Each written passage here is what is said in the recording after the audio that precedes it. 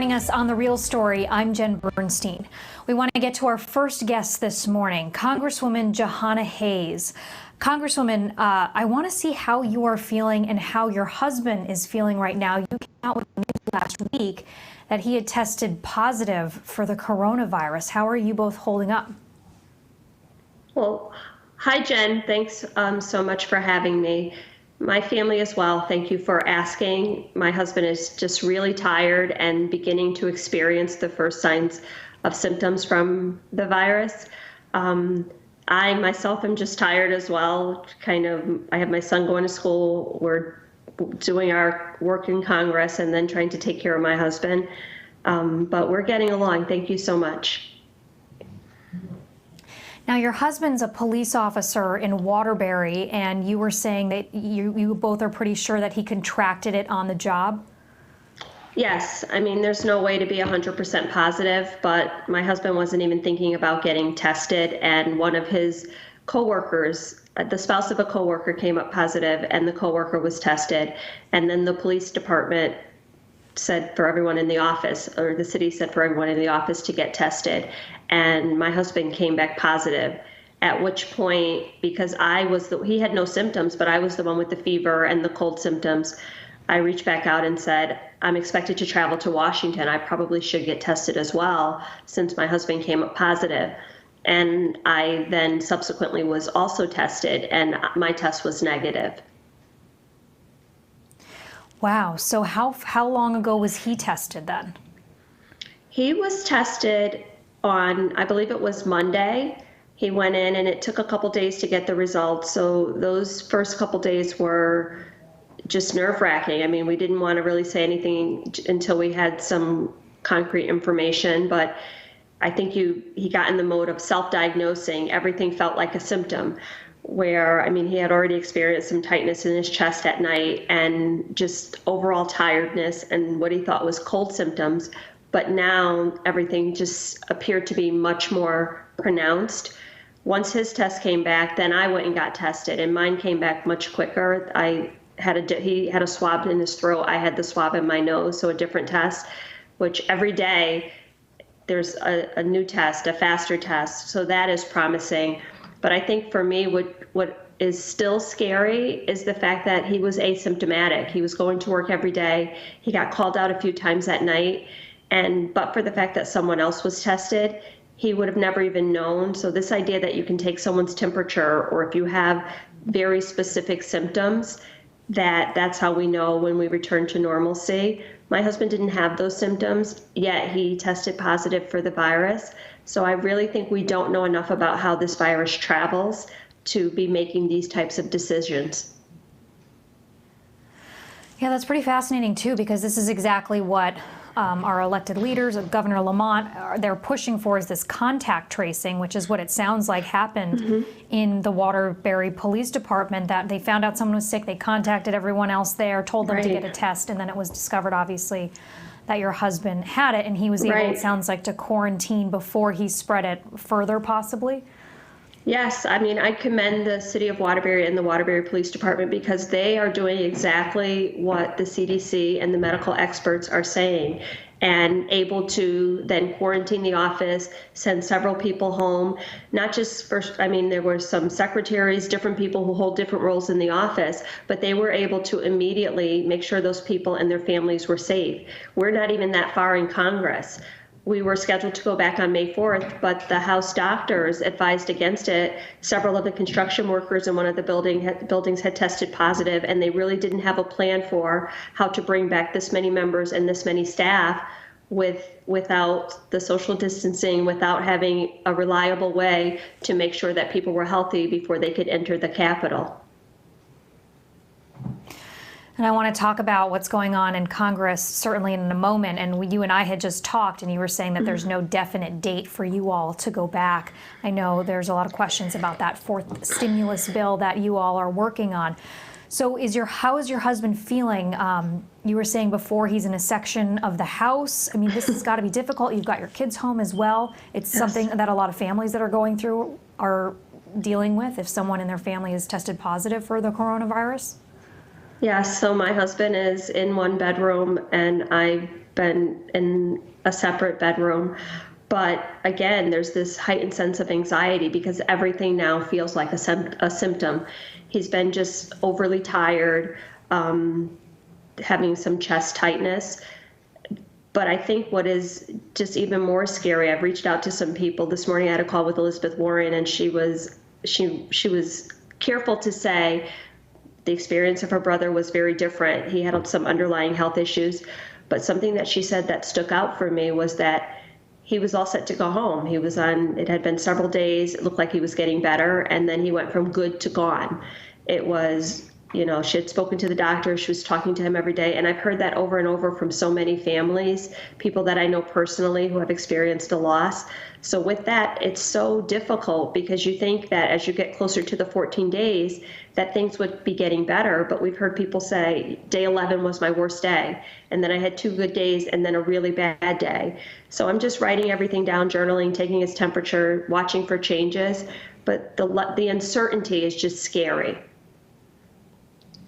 I can imagine that's nerve-wracking, and I know, for example, Dr. Saud Anwar, who I've talked with a few times, he's a pulmonary doctor, and he was saying that in the second week of the illness, it can get a little bit more dicey there.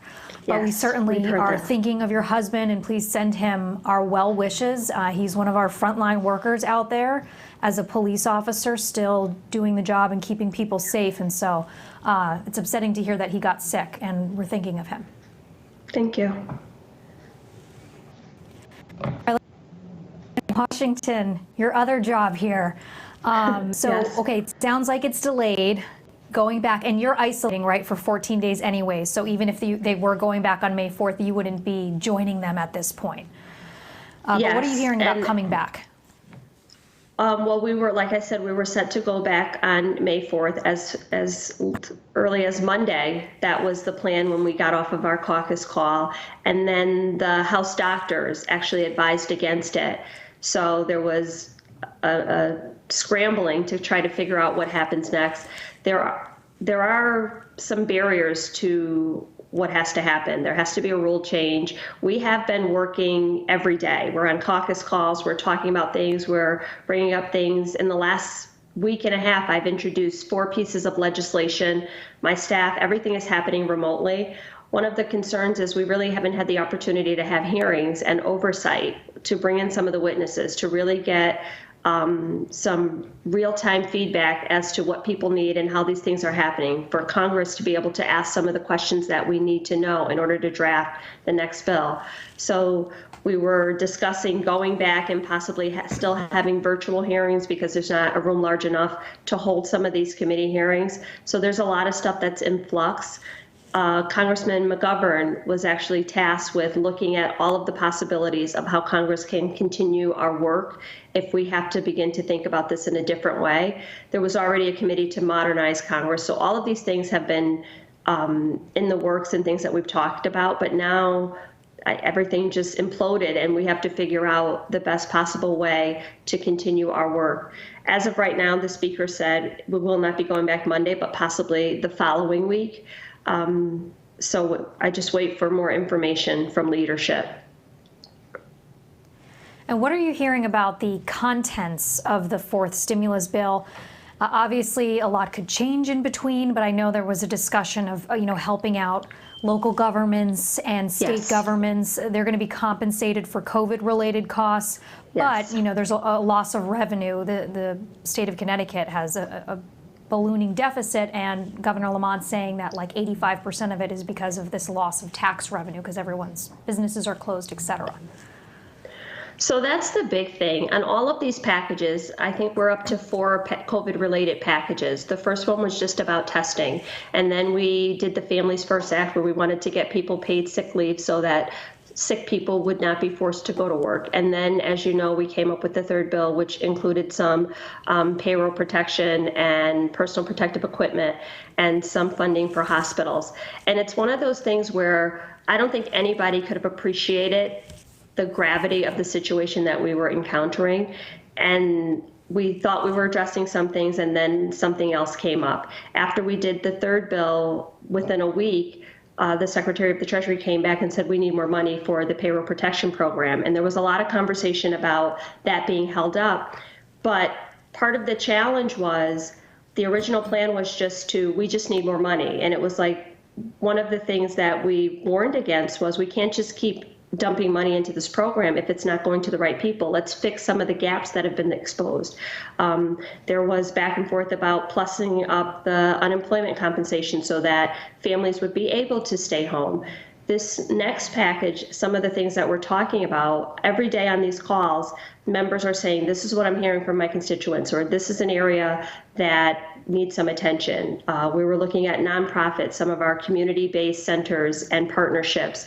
But I think some of the big things that I've heard that we're trying to get in this next package is some relief for state and local governments. As we heard last week, Mitch McConnell said, let the states go bankrupt. That really is not anything that we are looking to do, Republicans or Democrats. We are really trying to give our local governments and our state governments the support they need so that they don't have to lay off first responders or the people who are out there right now. Post offices is a big one. We are really trying to get some relief for our postal service, testing, and then also research on the other side of this, making sure that we have a pandemic team in place, make sure that we have the resources available to study what has happened, to create a vaccine, to close some of these gaps that have been exposed over the last couple weeks, things that we've already known, these equity gaps in our communities. Some communities are so disproportionately hit, and we can't just put the lid back on that. We really want to try to reach back systemically and correct some of those things. You were saying that members are hearing from their constituents and then, trying to put whatever they can in the bill and let them know what their communities are hearing. I know you are still talking with constituents from your home. So what are you hearing from who you represent right now? Well, I heard, small businesses, we got so many calls about their difficulties accessing the payroll protection. And we took all that information back and said, and before we put any more money, like I said, we have to change these provisions. I had heard from some of our seniors who weren't sure how they would access the economic stimulus if they had not filed a tax return. And we were able to take that information back to Secretary Mnuchin, and they made some changes in the program. The post office, we're hearing from people about the post office. I had a call with state senators, and one of the concerns was people who were receiving the additional $600, would it then make them ineligible for SNAP benefits? I sit on the Committee of Agriculture. That was something that was deeply concerning for me, and my staff and I put together a piece of legislation that I floated to leadership, took to the committee chairs, and said, let's make sure that this is not going to count against people. Last week, I introduced a Helping Hospitals Act, which would invest $100 billion into some of our hospitals and our underserved communities, community health centers, things like that. So I think what's fascinating right now is, as I'm hearing these things from my constituents, I'm able to take their concerns and turn it into legislation and pitch it to leadership so that we can include it in this next package, so that the solutions that are needed to help the people in my community could potentially be a part of this next package. And that only happens from me hearing from people as they reach out. Well, Congresswoman Jahana Hayes, I really appreciate you taking the time to talk with us, especially during a stressful time, I'm sure. And again, we wish you and your family and your husband well, and we wish him a speedy recovery. And please thank him again for his frontline work as a police officer. Thank you, Jen. And just one last thing on that note, there's an intersection between party and politics. And what is happening now is not about parties. It's not about politics. We are in a public health crisis. And I just want people to remember that. There are so many people who put their lives on the line, who are going to work every day to make our community safe so we can return back to normalcy. Today, one of the Republicans who's running for this seat went so far as to say, I made this up, that this didn't happen. And that's not what this is about. I don't believe that Republicans are a monolith or this person speaks for anyone else. But But I just encourage people, let's listen to the medical advice. Over 1 million people have contracted this virus. Over 61,000 people have died. This is serious and it's real. And we all have to work together to come up with solutions to make sure that our communities are safe, that our families are safe, and we can get back to normal as soon as possible. Thank you, Congresswoman. Appreciate it. Thank you, Jen. Stay safe. Be well. You too.